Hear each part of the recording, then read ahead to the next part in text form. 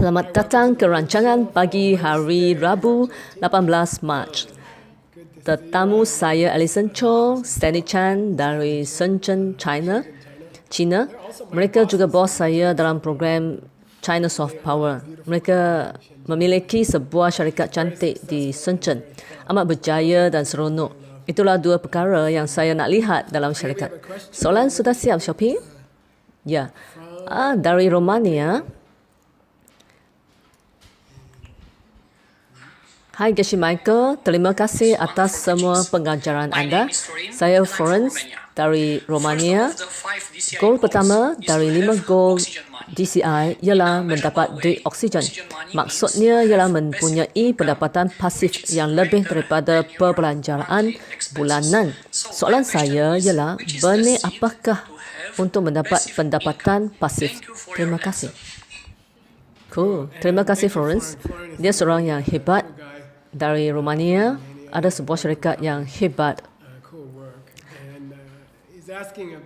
Stanley, kamu ada sepatah ayat dalam bahasa Cina, boleh sebutkan? Pendapatan pasif dalam kata lain bahasa Cina iaitu sui hou souru, bermaksud anda ada pendapatan walaupun tengah tidur. Jika anda ada properti atau rumah untuk disewa, anda dapat duit walaupun dalam tidur. Berapa lama anda tidur, berapa banyaklah duit yang anda boleh dapat. Ia seperti pendapatan pasif. Anda dapat duit walaupun sedang tidur. Saya rasa itulah maksud Frozen.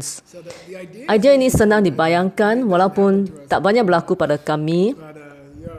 Walaupun anda bercuti, tak bekerja, tak masuk office, tapi duit masih mengalir masuk. Florence sebut itulah wang oksigen. Wang oksigen maksudnya kita tak perlu risau tiada oksigen di sini, di kafe yang belum siap ni. Tentu ada oksigen untuk semua. Anda ada idea bagaimana untuk capai tahap di mana anda tak perlu bekerja tapi masih ada wang lebih daripada yang diperlukan. Apakah benih itu?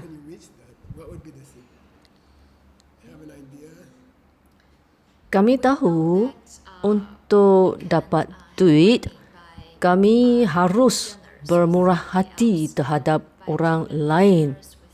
Dan ini akan menanam benih untuk dapat lebih wang.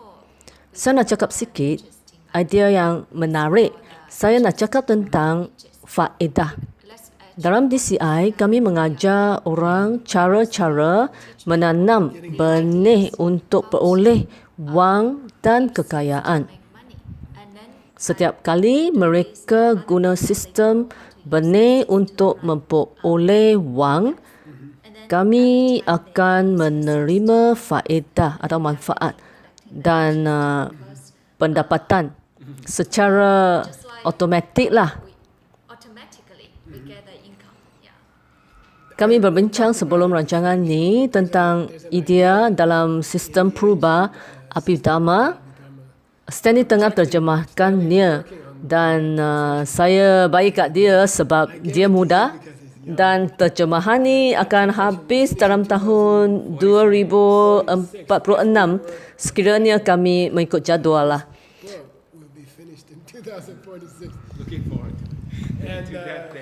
Idea purba ni sangat manis.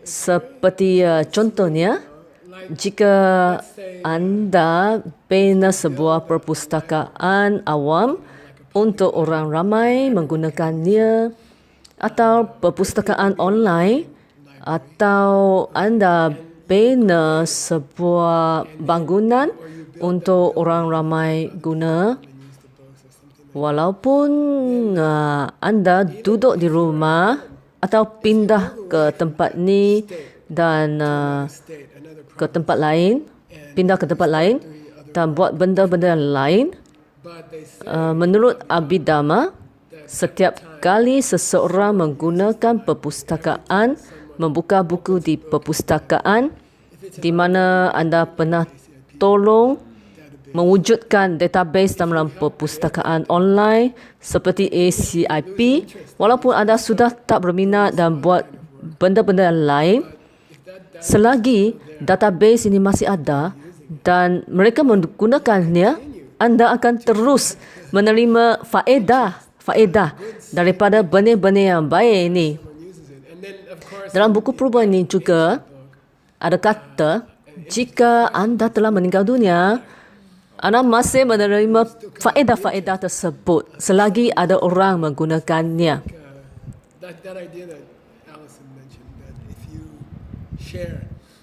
Saya rasa idea yang Alison sebut tadi, jika kita berkongsi dengan orang lain tentang sistem benih ini, mereka menggunakannya atau mengajar orang lain dan orang itu mengajar kepada orang yang lain lagi dan kemudian diajar kepada orang lain.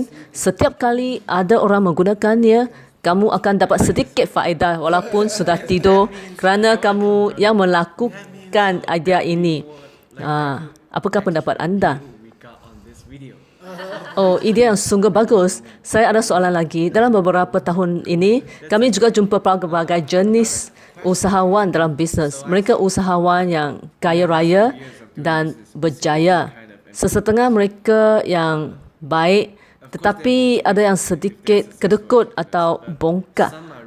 Saya tertanya-tanya sama ada terdapat hubungan antara menjadi orang yang baik dan mendapat lebih banyak duit. Kerana matlamat saya ialah menjadi seorang yang kaya dan baik. Saya percaya banyak orang juga ada matlamat yang serupa dengan saya. Adakah itu musuh? Bolehkah kamu menjadi seorang yang baik dan mendapat duit yang banyak? Atau semakin kamu dapat duit yang banyak, kamu juga semakin teruk? Apakah pendapat anda? Saya rasa ada orang yang baik dapat duit, ada orang yang baik tetapi kehilangan duit. Itulah musyrik. Ada yang tak baik dan tidak dapat duit, ada yang tidak baik dan kehilangan duit. Jika kamu jadi seorang yang lebih baik dan lebih ramah dan layan orang lain dengan baik, elok kamu akan dapat banyak benih-benih yang bagus. Dan apabila kamu menanam benih untuk mendapat lebih duit, benih itu adalah lebih berkuasa. Ada satu soalan yang menarik seperti ini. Jika seseorang menggunakan 4 langkah untuk mendapat duit, secara automatiknya kamu seseorang yang baik kerana langkah yang ketiga ialah kamu perlu menolong orang lain untuk mendapatkan duit. Jadi dari sudut pandangan tu, setiap orang yang menggunakan 4 langkah untuk dapatkan duit akan menjadi orang yang lebih baiklah. Tapi Song Kappa membawa persoalan ini di mana seseorang menggunakan 4 langkah untuk menolong orang hanya kerana mereka nak dapat duit untuk sendiri saja. Mereka tak peduli orang lain. Mereka hanya menolong orang lain kerana mereka nak menanam benih. Dalam hati mereka, mereka tak suka orang tu, tak kisah atau sayang pada mereka. Jadi soalannya, satu soalan yang terkenal, adakah mereka ni masih dapat duit atau tak? Kalau tak silap saya, benih adalah seperti graviti. Jadi, tak kira sama ada kamu percaya atau tidak, ia tetap berfungsi. Apa yang anda buat pada orang lain, perkara yang sama dan lebih besar akan datang balik kepada anda. Jadi saya percaya dalam soalan Song Kappa ni, walaupun kamu seorang yang hanya pentingkan diri sendiri, hanya fikirkan keuntungan sendiri, tapi jika kamu menolong orang lain untuk dapat duit seperti langkah 3, dalam 4 langkah tu, kamu tetap akan lebih banyak duit. Saya percaya ni. Tetapi mungkin kamu tidak akan bahagia ataupun kamu sebenarnya menanam dua jenis benih pada masa yang sama.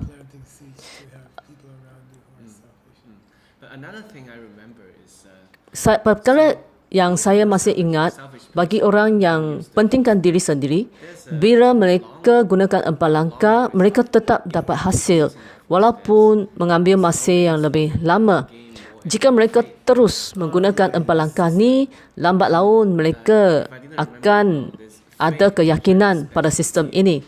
Kalau tak silap saya, keyakinan ini menanam benih istimewa untuk bertemu seorang yang istimewa yang akan mengajar anda menjadi lebih baik.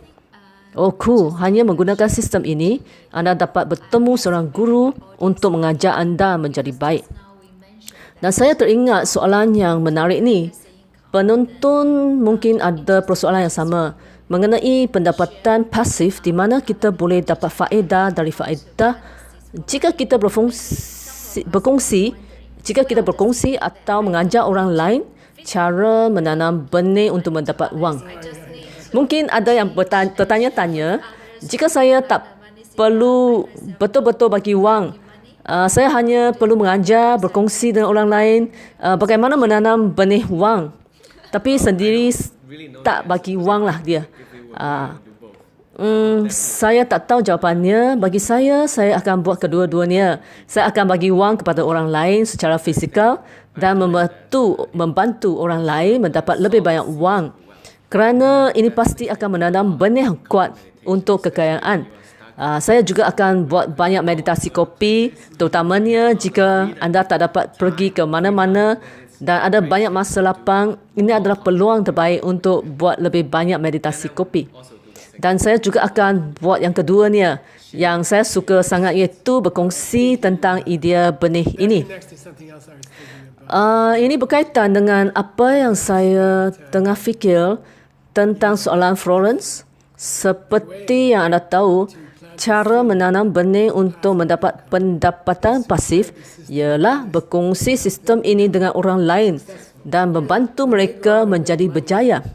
Apabila mereka dari zon masa yang lain dapat duit, anda sebenarnya juga dapat faedah walaupun anda sedang tidur dalam zon masa anda. Apabila seseorang dari luar negara mendapat wang, sebenarnya anda juga dapat wang yang anda sebut tadi, sui ho soru.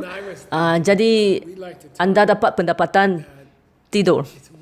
Saya terfikir, kami suka berbincang bahawa mengajar orang lain dalam kursus DCI atau dalam Preach Tree Show ni adalah satu caranya.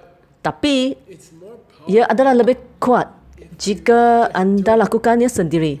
Anda sendiri dapat wang yang banyak. Rakan-rakan anda yang tahu tahun lepas anda tak ada wang, tahun ni anda menjadi kaya. Maka secara automatik mereka tentu akan tanya anda, bagaimana anda buat ni? Jadi bagi Florence, saya rasa langkah-langkah konkret yang saya perlu buat untuk mendapat pendapatan tidur ialah berkongsi sistem ni dengan orang lain dan membantu mereka memahaminya dan menggunakannya sehingga mereka menjadi berjaya. Itu ialah salah satu caranya. Saya rasa sistem 4 langkah ni sangat bagus. Sistem ini sangat bagus. Saya rasa Florence banyak mengajar. Dia juga banyak membantu ahli niaga lain. Jadi, cara terbaik untuk membantu orang lain ialah menjadi teladan kepada orang lain. Contohnya, sebagai ibu bapa, cara terbaik untuk mengajar anak-anak ialah berkelakuan seperti mana yang anda mahu mereka berkelakuan dan bukannya menyuruh mereka berbuat demikian. Dalam sistem ini bermaksud anda perlu jadi kaya dan bahagia dan mendapat pendapatan tidur. Jadi anda akan ada perasaan balas kasih. Ia adalah tugas anda untuk menjadi orang yang berjaya. Nampaknya ia bertentangan dengan apa yang kami tahu sebelum ni, kerana kadang-kala kami fikir menjadi berjaya sendiri ialah sesuatu yang pentingkan diri sendiri. Tapi menurut sistem ini, nampaknya ia adalah perkara yang penyayang, perkara yang paling tidak pentingkan diri sendiri. Yang anda boleh buat ialah menjadi kaya sendiri dengan sistem ini. Pada masa yang sama, orang lain akan mengikut anda dan anda dapat pendapatan pasif secara automatik. Ya, mungkin belajar memperolehi pendapatan pasif adalah sejenis kasih sayang terhadap orang lain. Jadi anda peroleh wang dengan adanya kasih sayang begini. Anda dapat lebih banyak kekayaan. Bak kata pepatah bahasa Inggeris, yang kaya makin kaya, yang miskin makin miskin. Mungkin ini sama dalam 4 langkah. Mereka yang gunakan sistem ini menjadi makin kaya.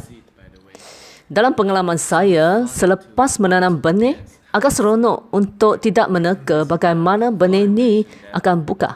Florence kata salah satu cara untuk mendapat wang oksigen ini ialah pendapatan pasif.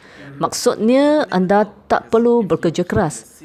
Tapi kita tak tahu, selepas menanamnya, ia boleh datang dari pelbagai cara. Biasanya ia lebih baik daripada apa yang kita fikirkan tu. Nasihat saya, jangan risau tentang bagaimana pendapatan pasif ini datang. Tiba-tiba anda dapat upah yang lebih bagus. Ya, mungkin anda ada idea-idea baru, bisnes-bisnes baru. Tak semestinya pendapatan pasif, tapi ia akan membawa banyak kejayaan kewangan. Wang oksigen tak semestinya pendapatan pasif. Ya, mungkin benda-benda lain. Untuk saya suka bekerja. Ia boleh jadi sesuatu yang automatik. Mungkin automatik lebih sesuai daripada pasif. Pendapatan automatik. Cara ekstrim untuk katakan ialah anda boleh tidur atau bekerja keras, tapi pendapatan tetap mengalir masuk. Sesuatu yang menarik yang saya dengar dari kawan saya, dia kata wang kertas China atau Amerika ada 4 sisi dan setiap wang kertas ada 4 kaki. Manusia hanya 2 kaki. Jadi kita patut tanam benih wang untuk wang mengejar kita dan bukannya kita mengejar wang. Ini contoh yang menarik. Ya. Wang kertas $100 ada 4 sisi iaitu 4 kaki. Biarlah mereka kejar anda. Anda tak perlu fikirkannya. Coolnya, duit oksigen ni. Ya, tak kira di mana kita, biar mereka kejar kita. Saya suka apa yang Stanley kata, selepas tertanam benih, anda tak dapat ramal bagaimana wang datang. Tapi anda tahu, ia pasti akan datang. Cuma anda tak tahu macam mana ia datang. Seperti kuih-kuih yang Veronica bawa, mereka ada pelbagai inti di dalam. Saya suka sistem benih kerana macam mana wang datang, ia adalah pelbagai perisa. Tak dapat diramalkan. Di luar ni, kita tak dapat lihat apa ada berry di dalam tak tu. Tanam saja wang oksigen dan wang oksigen akan datang. Semakin anda menolong orang ramai belajar sistem ini, anda akan dapat faedah atas faedah yang sedia ada. Baik, kami ada soalan untuk esok. Esok kami ada John Brady dan Connie O'Brien. Mereka guru-guru yang senior.